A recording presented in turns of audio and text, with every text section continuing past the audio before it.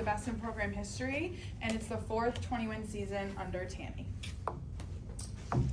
First, I'm going to congratulate St. Joe's and Cindy. Listen, every time we play them, it is a battle. That's what Philly does, and we look forward to the game. Telling the team tonight, it was all about toughness, the more urgent team. And I thought St. Joe's was urgent tonight. They came with a purpose on every possession, but urgency and toughness tonight. It was the team that was going to be able to make the plays going down the stretch and execute that was going to win this game. And we knew it was going to be back and forth in a bloodbath. And again, would have loved to close it out in the third, but fourth quarter execution, I remember at the 5-minute mark, I looked at the team, I said, we do what we do, we're up 4, let's get this done. We need to execute, get the ball where it needs to go, and then we need 3 stops, and that's it. And they did it.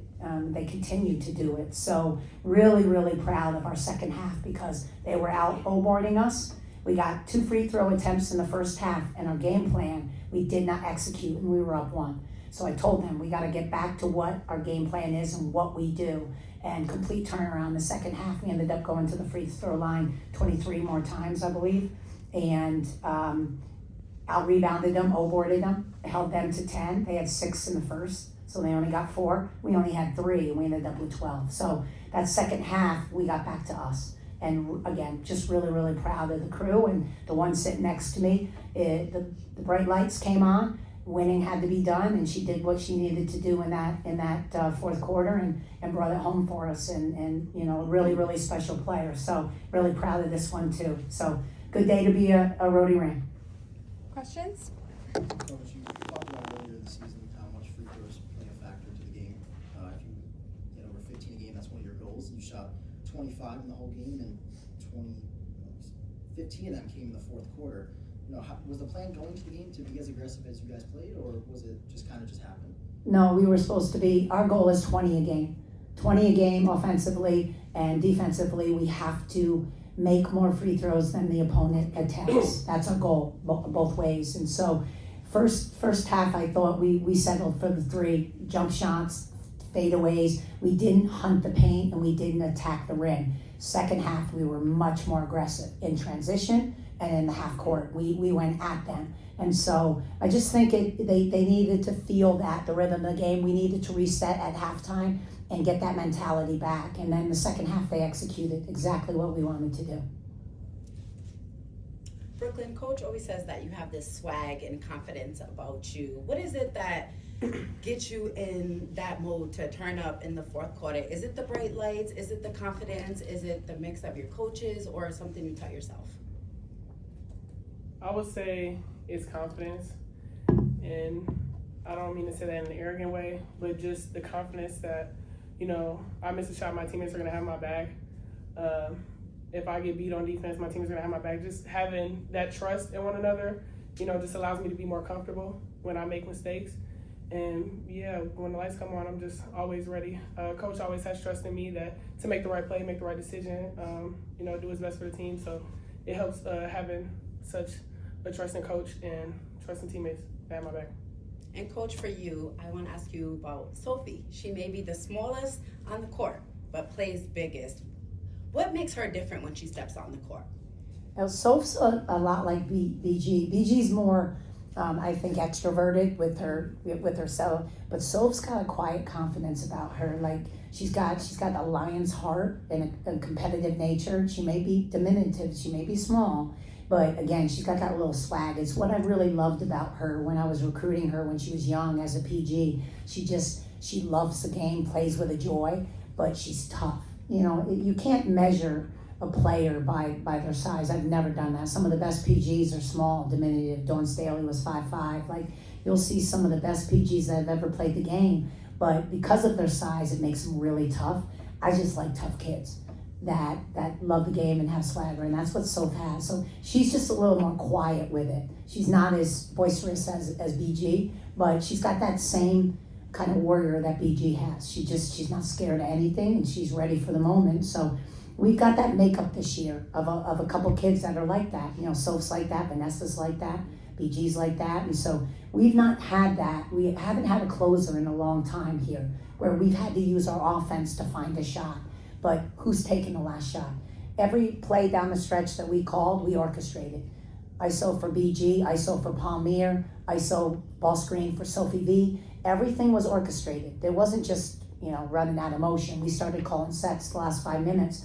And those players that have that confidence, they just went to work. They just do what they do. So, it's really nice to have players that can do that, that want to do that. And they don't mind if they miss the shot or don't make the right play. They don't, because they know their teammates trust in them and the coaching staff trusts in them. So, to have that freedom, like, it's all right. But they're not scared of the moment. You have to have players like that. Thank you. Tammi, your teams have had some long win streaks over the years. What has impressed you about this one? Starting the season, I went and got offense. I got people that could score, could create, that could pass Brooklyn, that could really offensive skilled players. What has surprised me tremendously is their ability to defend. And I'm a defensive coach, so I get mad about every defensive possession. Not so much the offense, but you ask them, I'm mad about every defensive possession.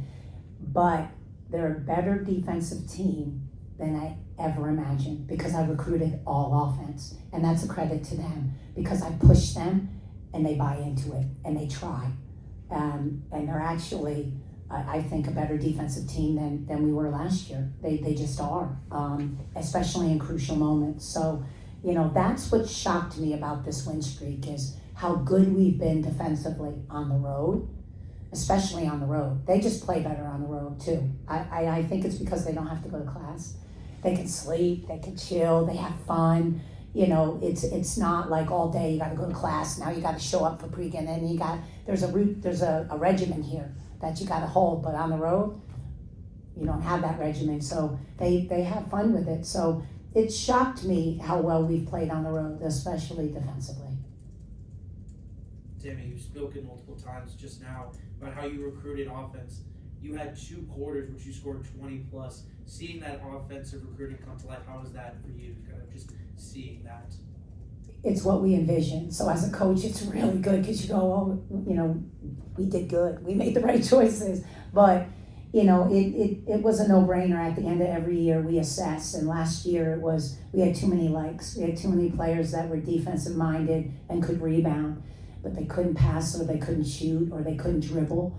And, we made it a point of going out and finding players that, and I call them my type of players. I want players that can boogie, that can wiggle, that if I put the ball in their hands and I go, they can create their own shot for other people. So we went out and got a couple of those. This one right here, Vanessa Harris, Palmier's evolved into that. But, so it's really nice to see that come to fruition, that we can run the offense we want. We can go to work and call ISO plays, knowing who our go-tos are in the fourth quarter. As a coach, when you don't have that, your hands are tied. Last year there'd be times I'm squatting down going, please God, make this shot go in. Because you didn't know where the ball was going to end up, who wanted it. We diagram a play for a player and they pass it. They wanted no business of taking that last shot. And so having some go-to players that aren't scared of that moment, it's everything for a coach. It makes your job so much easier. Brooklyn, how does the team now stay focused? You've won so many in a row, you haven't lost since November. How do you keep it rolling? I think a lot of what our coaches instill in us, but also we remember that we can still be beat.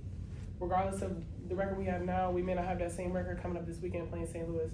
So it's just a reminder that every practice we come in, we have to come in it with a mindset of being 1% better. And, we have a bigger goal than just wanting to win 14 games in a row. We have a bigger goal than that. So just coming in with the same mindset every single practice, every single game.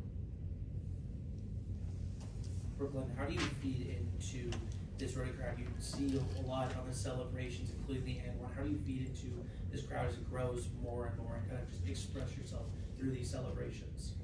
I would just say I love the moment.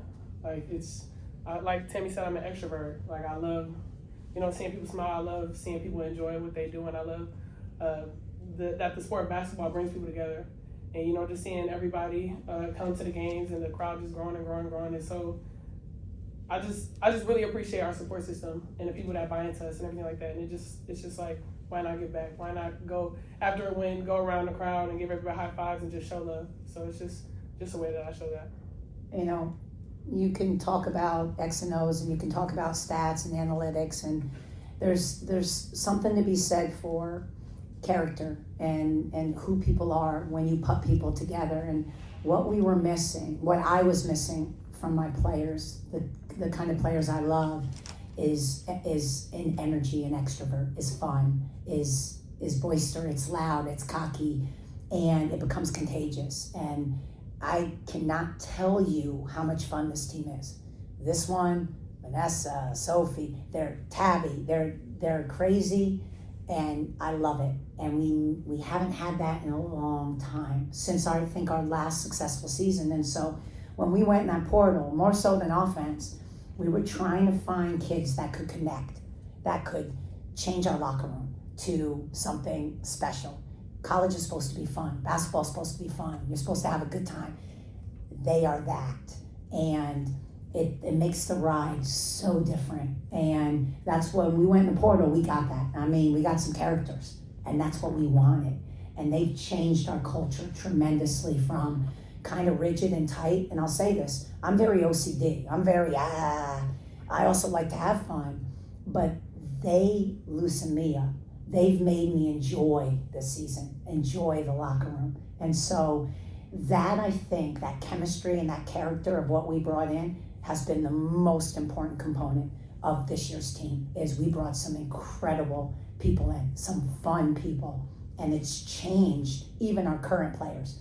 Inez never used to be like that. She was a lot like me. Inez was all business, everything, even in practice. Now you can't calm her down. I said, oh my God, what are you, baby Brooklyn Gray, BG 2.0? And that's what she's brought. She's loosened Palmyra up. She's loosened everyone up. So that I'm most happy about, most proud of. And I think enjoying the ride and changing our culture has been the biggest thing that the newcomers have brought to us outside of their tremendous skill. It's really, really affected our team in a positive light. Any final questions? All set? Thank you very much. See you on Thank Sunday. you. All right, thanks guys.